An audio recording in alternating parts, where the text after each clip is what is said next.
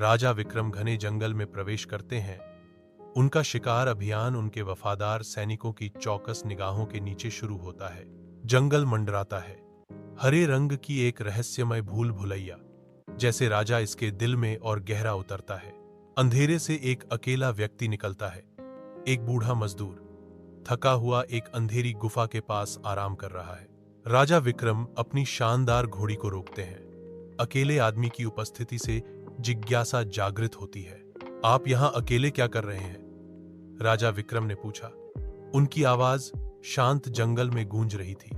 गुफा के हृदय में राजा विक्रम और एक मजदूर अपने आप को बढ़ते अंधेरे में निगलते हुए पाते हैं। अचानक हवा का एक हिंसक झोंका गुफा से होकर गुजरता है, जो जिन्न के अशुभ आगमन का संकेत देता है। गुफा लगभग पूरी तरह से अंधेरे में डूब जाती है।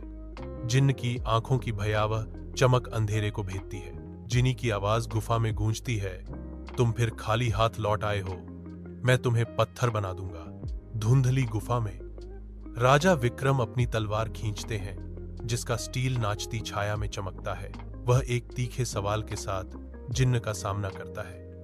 अगर तुम सचमुच एक जिन्न हो तो मुझे जवाब दो, तुम इस गरीब आत्मा को क्यों सताते हो? जिन्न अपनी दुर्दशा प्रकट करता है। मैं मुक्ति चाहता हूं।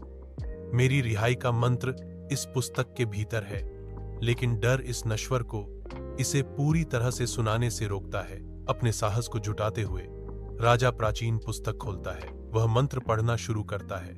उसकी आवाज गुफा जैसे विशाल स्थान में गूंजती है। एक चक्काचौंध भरी रोशनी फूटती है, जो जिन्न की उसकी शाश्वत जेल से रिहाई का संकेत देती है।